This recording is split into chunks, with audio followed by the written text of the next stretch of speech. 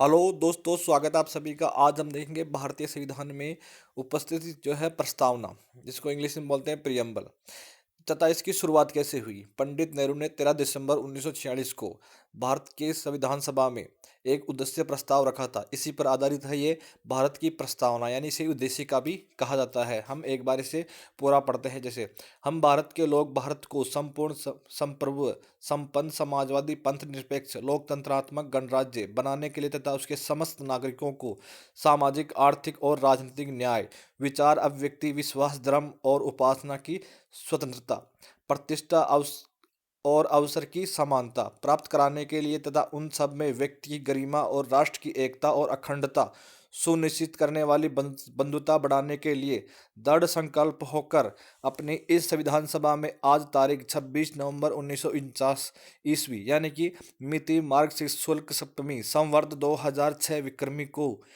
एजत द्वारा इस संविधान को अंगीकृत अधिनियमित और आतंरित करते हैं।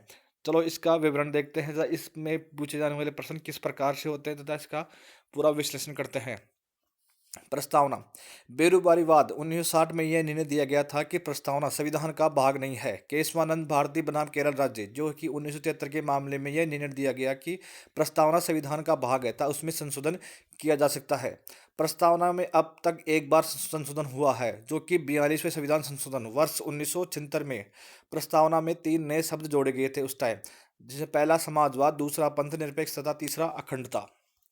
प्रस्तावना को देखने से निम्न बातें स्पष्ट होती है। जैसे संविधान का स्रोत क्या है, तो इसका स्रोत है जनता। यानी प्रस्तावना में हम भारत के लोग जैसे शब्द उल्लेखित हैं, इन शब्दों के 2 अर्थ हैं। जैसे पहला है भारतीय संविधान का स्रोत जनता है तथा दूसरा अर्थ है भारत में जनता ही सर्वोच्च है। हम भारत के लोग जैसी शब्दावली अमेरिका से ली गई है। शासन की प्रकृति क्या है, तो प्रकृति हमें प्रस्तावना को देखने पर ही मालूम पड़ती है। जैसे प्रकृति है संप्रभु है, समाजवाद है, पंथ निरपेक्ष है और लोकतंत्र तांत्रिक है। जैसे संप्रभु भारत के आंतरिक और बाहरी मामलों में पूर्णतः स्वतंत्र है। समाजवाद संसाधनों पर, सभी संसाधनों पर राज्य का अधिकार होता है। पंथ निरपेक्ष का मतलब है सरकार का कोई एक पंथ यानी धर्म नहीं है, सरकार किसी भी एक पंथ को बढ़ावा नहीं देगी तथा सरकार के लिए सभी पंथ बराबर है। और लोकतांत्रिक का मतलब है भारत के प्रत्येक नागरिक को वयस्क मताधिकार है तथा सभी नागरिकों समान रूप से केंद्र सरकार, राज्य सरकार तथा स्थानीय सरकार का निर्वाचन में भाग लेते हैं।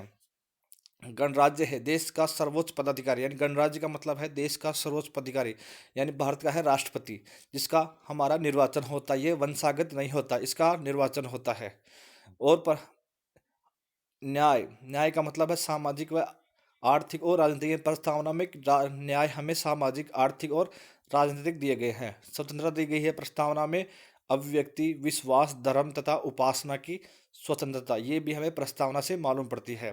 समानता, समानता में अवसर व प्रतिष्ठा की समानता भी प्रस्तावना से दी गई है। संविधान लागू होने की तिथि स्पष्ट होती है प्रस्तावना से, जैसे 26 नवंबर 1949। 17 अक्टूबर 1949 को संविधान सभा ने प्रस्तावना को स्वीकार किया गया था। इसके कहे जाने वाले बोल, जैसे ठाकुर भार्गवदास के अनुसार प्रस्तावना संविधान का सबसे महत्वपूर्ण भाग है। और दूसरा इन्होंने कहा कि प्रस्तावना संविधान की आत्मा है, प्रस्तावना संविधान का आभूषण है। ये 3 बातें की ठाकुर भार्गवदास ने। के एम मुंसे के अनुसार प्रस्तावना संविधान की जन्म कुंडली है। नानी पालकीवाला के अनुसार प्रस्तावना संविधान का परिचय पत्र है। थैंक यू दोस्तों। इसी तरह हर टॉपिक का रैपिड स्पीड में समझने के लिए चैनल को सब्सक्राइब करें और लाइक करें।